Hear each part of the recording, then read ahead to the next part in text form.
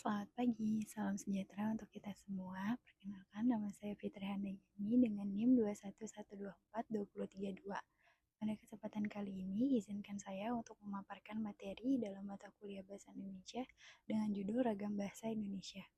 Ragam Bahasa Indonesia. Ragam Bahasa Indonesia muncul di Indonesia karena Indonesia adalah negara yang sangat kaya baik secara wilayah maupun budaya.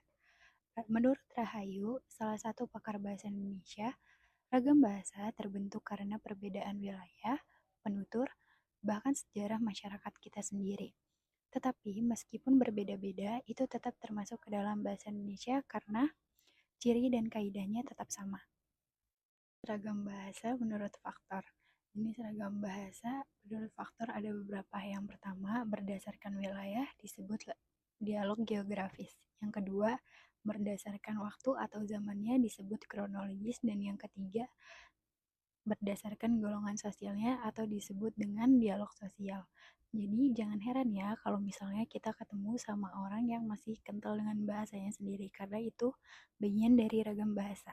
Faktor munculnya ragam bahasa Indonesia. Faktornya ada 4. Yang pertama, perbedaan situasi antara formal ataupun informal. Contohnya, ketika kita berbicara di meja meeting dengan teman satu divisi pasti berbeda dengan ketika kita berbicara dengan dia ketika makan siang. Yang kedua, hubungan antar pembicara. Apakah sudah akrab atau belum? Apakah di situasi yang resmi atau tidak resmi? Dan yang ketiga, apakah bahasa disampaikan secara lisan ataupun tulisan? Dan yang keempat, perbedaan latar belakang.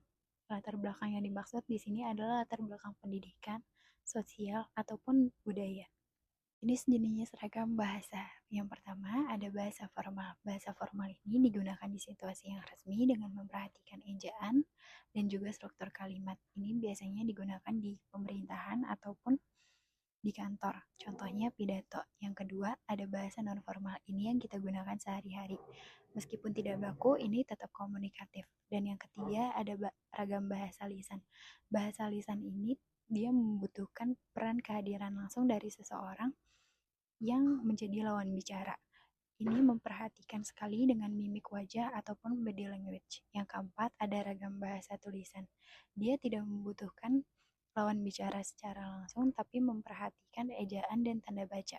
Ragam tulis baku menurut Pakar Hardi di tahun 2009. Yang pertama, menggunakan ucapan ejaan yang baku. Yang kedua, menghindari unsur kata kedaerahan. Yang ketiga, memperhatikan fungsi gramatikal. Dan yang keempat, pemilihan kata dan struktur kalimat yang jelas. Ragam bahasa baku dan bahasa non-baku. Ragam bahasa baku ini biasanya digunakan di tempat-tempat yang resmi seperti perkantoran, pemerintahan, ataupun sekolah-sekolah. Dan bahasa baku ini itu bahasanya terstruktur jelas dengan menggunakan ejaan yang disempurnakan yang lengkap. Yang kedua itu ada perbedaan dengan yang non-baku. Yang bahasa non-baku ini adalah bahasa yang sering kita pakai di sehari-hari. Dia lebih ke fleksibel dan komunikatif.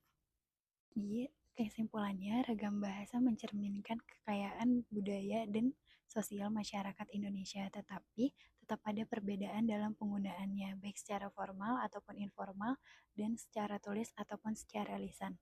Penggunaan bahasa juga diperhatikan dengan konteks ataupun latar belakang dan situasinya, agar komunikasi tepat efektif dan tepat sasaran. Terima kasih. Sekian pemaparan materi saya tentang ragam bahasa. Sampai jumpa.